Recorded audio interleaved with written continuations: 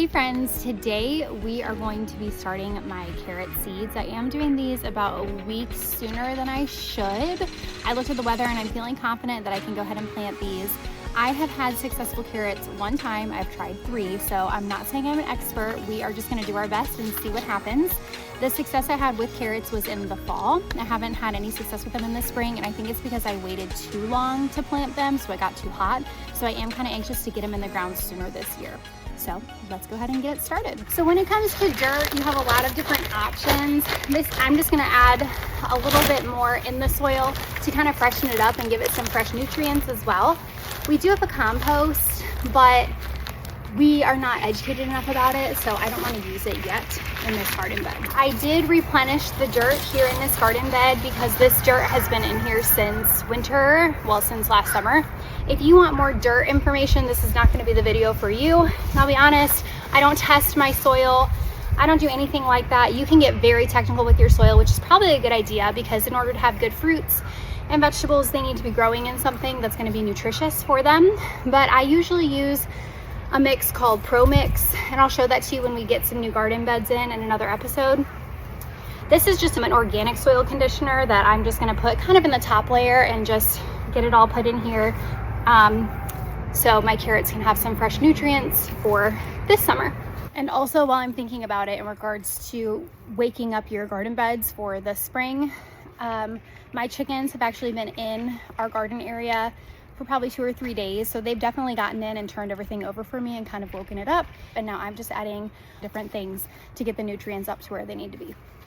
And if you've been watching my episodes, just like I do with my seedlings, I put water in the dirt before I put the seedlings in. Otherwise, it's really easy to drown them if you try to water them after the fact. I do the same thing with my garden bed. So I'm gonna go ahead and water this dirt down and make sure it's nice and moist for my seeds. This is where things start to get messy. So I'm looking as I am mixing up this dirt, and I feel like this still isn't wet enough, so I'm gonna get a little more water put in there. All right, so I have everything nice and saturated, and I'm just gonna go ahead, do the same thing again, turn the garden bed over to make sure the water gets everywhere it needs to before I put the seeds in. Now that our bed is all ready to go and prepared, we are gonna go ahead and do our planting. I have 3 different types of carrots here. And the thing about carrots is there's a lot of different methods when it comes to planting them. So I've seen people they just pour a bunch out and then thin as they come up. I've seen people do individual holes where they put the seeds in. So if you really want to get serious about what you're doing with your carrots, this is not gonna be the video for you because I'm still very much a beginner.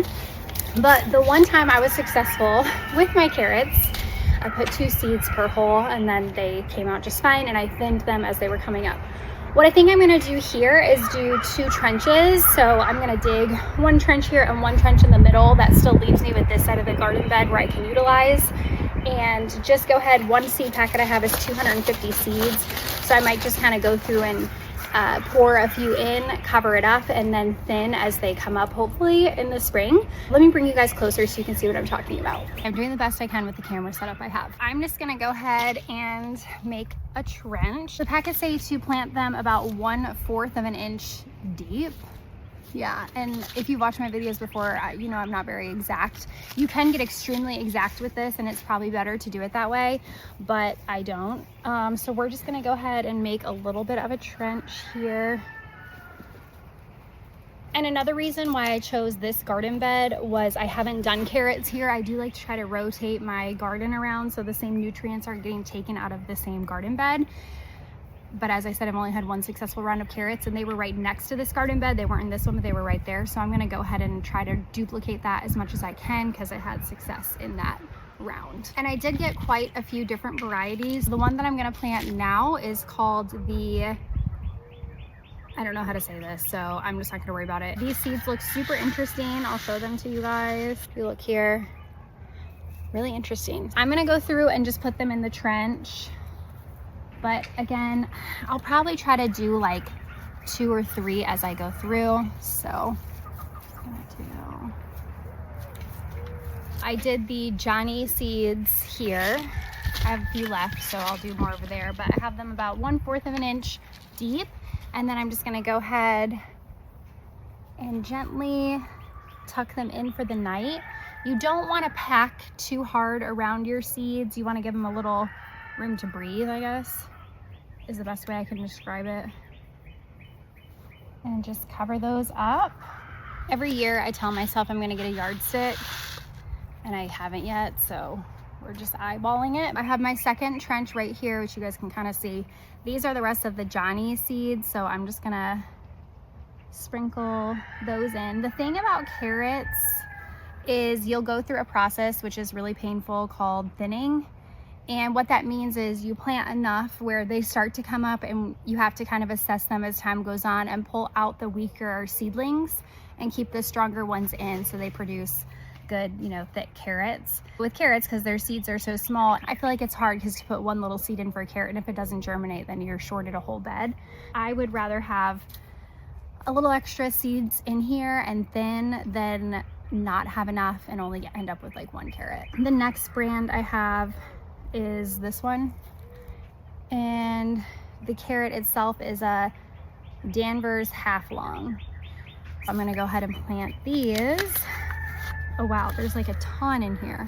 Okay, that's too many. Wow, okay, well we can definitely save this. Holy cow. But that's what these seeds look like. Very different than the other ones, so I'll be curious.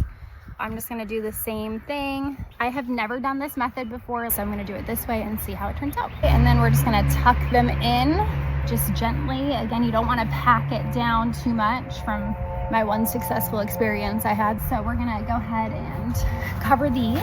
And there you have it, friends.